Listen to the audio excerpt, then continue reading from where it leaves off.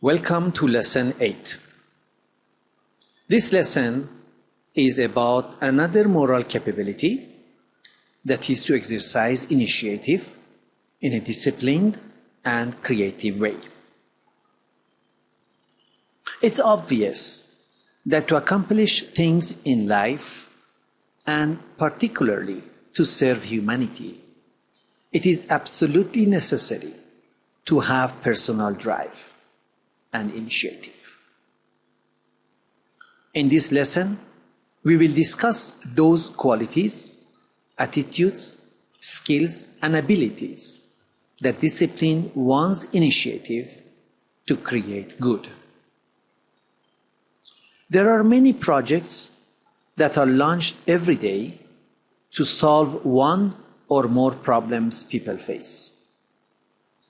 But the majority of these projects fail to give the desired results. So it is difficult to say that the leaders of mankind do not have initiative. But then, why so many projects of social and economic reform fail? One reason is that, unfortunately, the motives behind these projects are not always selfless. Corruption is so widespread, and many of the projects are designed to benefit only a few people and not humanity at large. However, to say that all projects are of this kind is also unfair, as there are many projects dedicated to the welfare of humanity.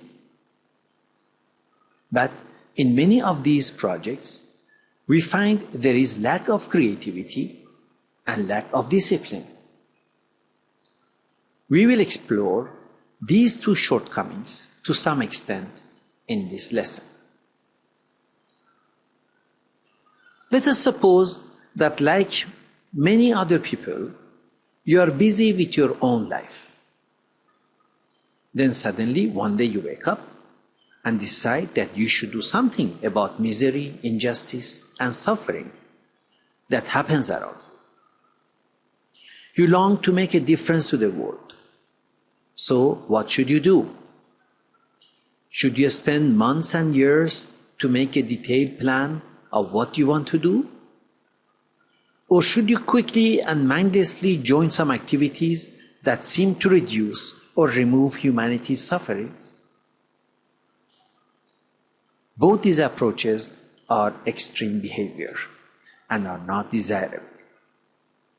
What you should actually do is to follow a process, that is to take some action, and at the same time study, consult with others, evaluate what you are doing, learn from it, and keep improving your initiative. And as you engage in this process, which can also be called the learning or developmental loop, some changes should occur gradually in your thought and action. The first change is that your understanding of the reality with which you interact should become more precise and real. The second change is that your vision of the opportunities before you, your goals, objectives, and your methods should become broader and sharper. The third change is that your determination to pursue your goals should become stronger and stronger. The fourth change is that the framework within which you work should become more elaborate and more consistent. Finally, the way you act should become better defined, more realistic, and more effective. To improve your creativity to create good is a challenge with which you have to work for many years. But at this stage, it is very important for you to describe some of the elements of your evolving conceptual framework that define your action. It's like an artist who first sets up a frame and defines the space wherein his brush can move to bring his vision into reality. In order to have a creative life of initiative, you too need to work within such a framework. Your framework will define the social and mental spaces you can access and will discipline your movements. Some other elements of your framework include your beliefs and assumptions, your aims and values, and your approaches in life. You should spend enough time to describe your conceptual framework. Some recommendations are given at the end of this lesson. For further clarification, you may also refer to the PowerPoint presentation about conceptual framework that's available on the course website. The final lesson of this module, that's lesson 9, is about fostering initiative. Although to bring into reality your sense of moral purpose, you should be able to take initiative in a creative and disciplined way. You also need to learn how to develop initiative in others. Then only you can meet the high aim of service to humanity.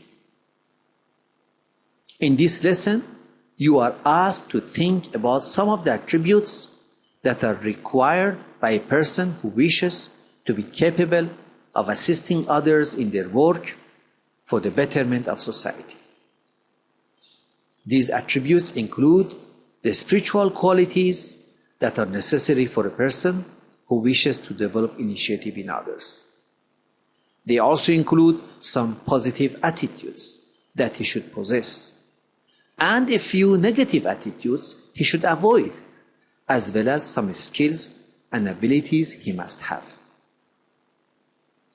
The final question to discuss is about the very important skill of ability to encourage others. Such ability goes beyond simple praise. It should be sincere and free from hypocrisy. After completing this lesson, you should begin the first stage of your service learning activity if you have not started so far. Your service learning activity module will provide you the necessary guidance. You can also refer to a PowerPoint presentation on service learning activity, which is available on the course website. Association game is the next cooperative game of this module. The objective of this game is to develop generosity and a positive attitude towards others, thus strengthening the bonds of love and friendship, which are the prerequisites for fostering initiative in others. Each group size can be up to 20 members. Please refer to the game procedure for details. The fruits of my tree is the last cooperative activity of this module. This is another very interesting group activity which helps strengthen unity among team members and at the same time helps members to see the talents, virtues, goodly deeds, and capacities of other team members. The group size can be maximum 10 members. The group members should know each other well. For details, please refer to the procedure of this activity.